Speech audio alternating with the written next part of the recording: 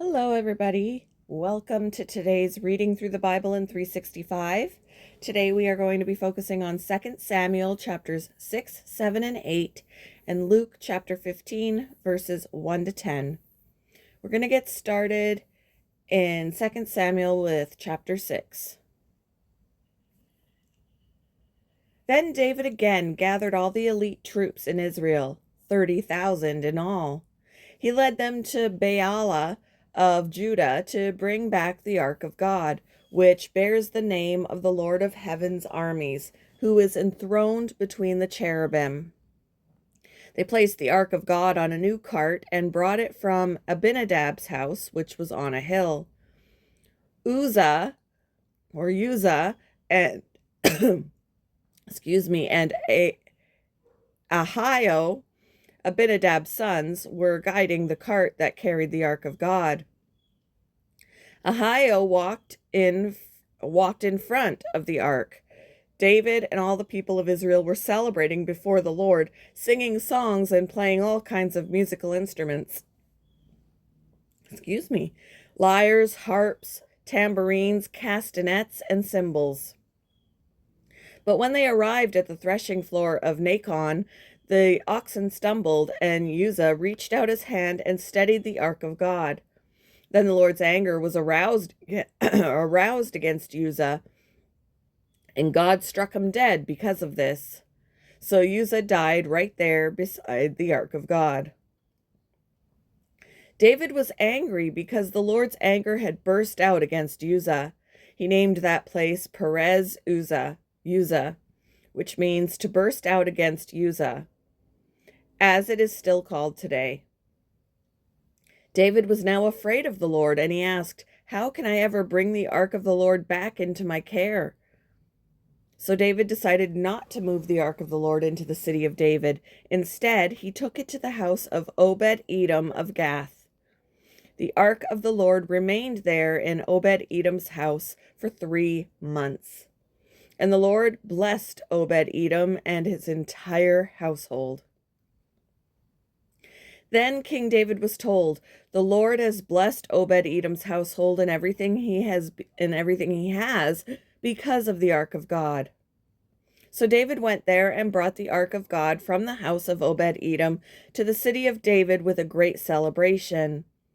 After the men who were carrying the ark of the Lord had gone 6 steps, David sacrificed a bull and a fattened calf. And David danced before the Lord with all his might, wearing a priestly garment. So David and all the people of Israel brought up the ark of the Lord with shouts of joy and the blowing of ram's horns. But as the ark of the Lord entered the city of David, Michal, the daughter of Saul, looked down from her window. When she saw King David leaping and dancing before the Lord, she was filled with contempt for him. They brought the ark of the Lord and set it in its place inside the special tent David had prepared for it. And David sacrificed burnt offerings and peace offerings to the Lord. When he had finished his sacrifices, David blessed the people in the name of the Lord of Heaven's armies. Then he gave to every Israelite man and woman in the crowd a loaf of bread, a cake of dates, and a cake of raisins. Then all the people returned to their homes. When David returned home to bless his own family, Michal, the daughter of Saul, came out to meet him. She said in disgust, "How distinguished the king of Israel looked today, shamelessly exposing himself to the servant girls like any vulgar person might do." David retorted to Michal, "I was dancing before the Lord, who chose me above your father and all his family. He appointed me as the leader of Israel, the people of the Lord. So I celebrate before the Lord. Yes, and I am willing to look even more foolish than this, even to be humiliated in my own eyes. But those servant girls you mentioned will indeed think I am distinguished." So Michal, the daughter of Saul, remained childless throughout her entire life. Chapter 7. When King David was settled in the palace and the Lord had given him rest from all the surrounding enemies, the king summoned Nathan the prophet. Look, David said, I am living in a beautiful cedar palace, but the ark of God is out there in a tent. Nathan replied to the king, Go ahead and do whatever you have in mind, for the Lord is with you. But that same night, the Lord said to Nathan, Go and tell my servant David, this is what the Lord has declared. Are you the one to build a house for me to live in? I have never lived in a house. From the day I brought the Israelites out of Egypt until this very day, I have always moved from one place to another with a tent and a tabernacle as my dwelling. Yet no matter where I have gone with the Israelites, I have never once complained to Israel's tribal leaders and the shepherds of my people Israel. I have never asked them, Why haven't you built me a beautiful cedar house? Now go and say to my servant David, This is what the Lord of heaven's armies has declared. I took you from tending sheep in the pasture and selected you to be the leader of my people Israel. I have been with you wherever you have gone, and I have destroyed all your enemies before your eyes. Now I will make your name as famous as anyone who has ever lived on the earth, and I will provide a homeland for your people, for my people, Israel, planting them in a secure place where they will never be disturbed. Evil nations won't oppress them as they've done in the past, starting from the time I appointed judges to rule my people Israel. And I will give you rest from all your enemies. Furthermore, the Lord declares that he will make a house for you, a dynasty of kings. For when you die and are buried with your ancestors, I will raise up one of your descendants, your own offspring, and I will make his kingdom strong. He is the one who will build a house, a temple, for my name, and I will secure his royal throne forever. I will be his father, and he will be my son. If he sins, I will correct and discipline him with the rod, like any father would do. But my favor will not be taken from him as I took it from Saul, whom I removed from your sight.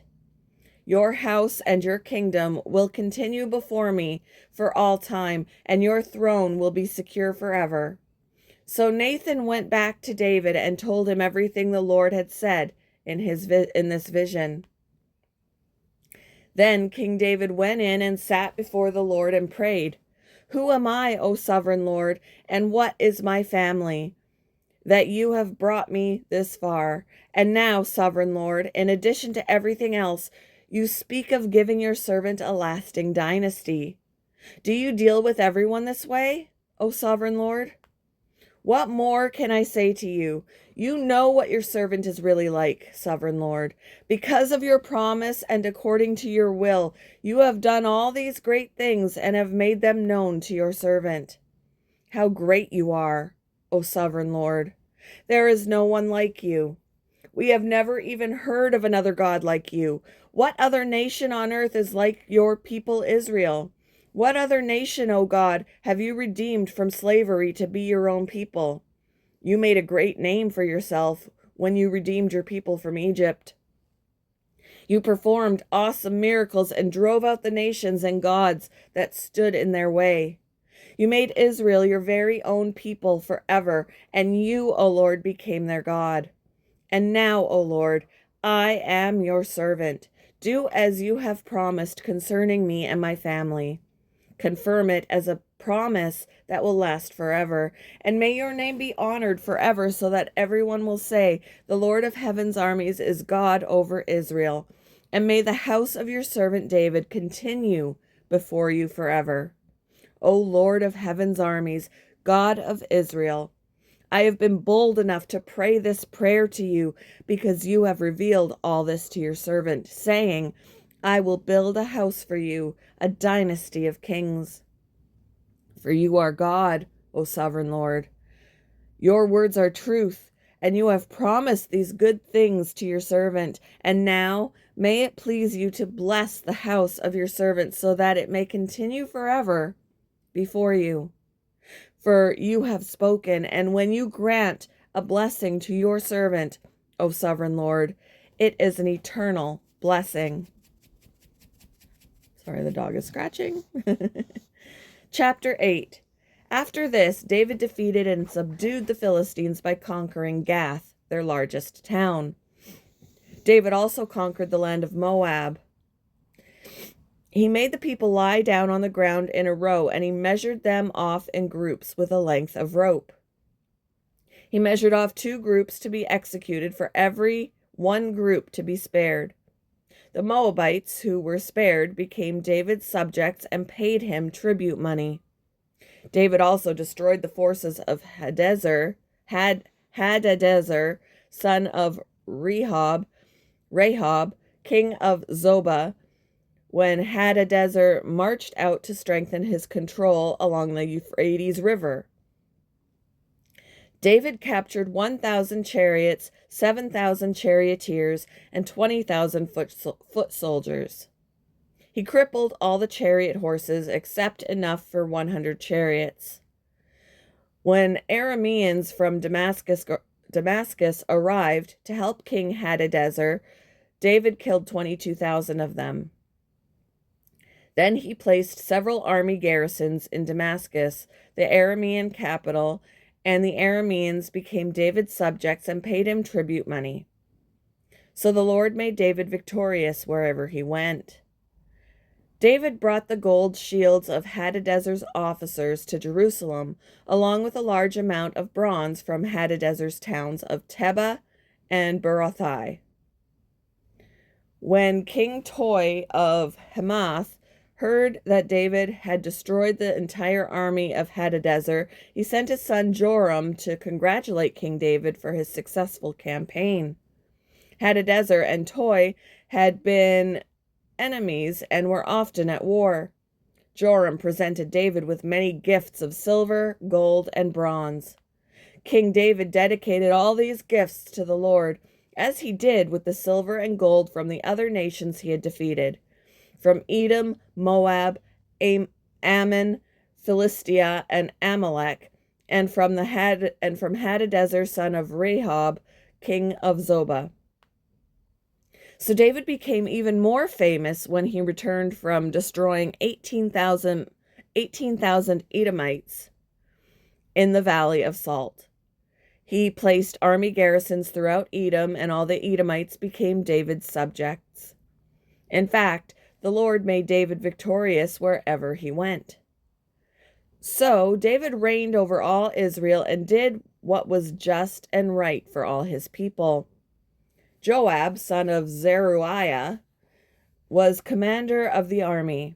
Jehoshaphat, son of Ahilud,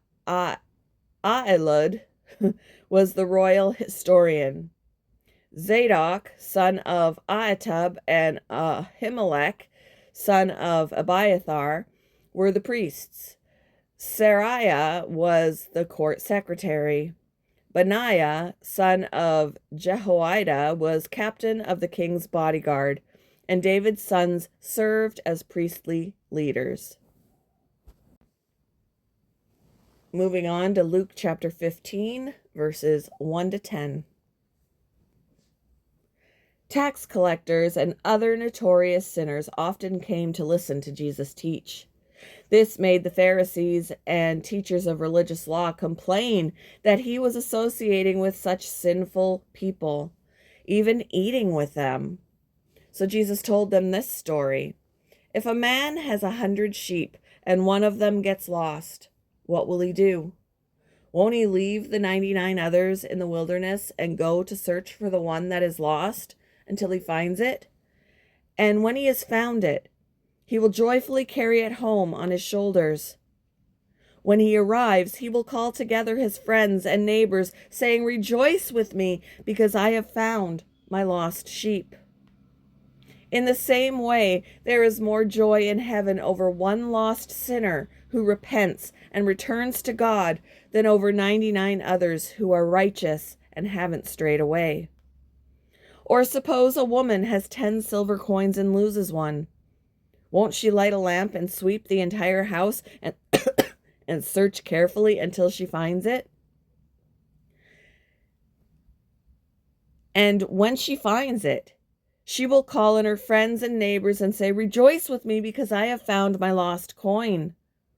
In the same way, there is joy in the presence of God's angels when even one sinner repents. Thank you for joining me for today's reading through the Bible in 365. I hope you all have a wonderful Thursday. Is it Thursday? Yes, a wonderful Thursday. And I will see you in the next one, guys. Bye.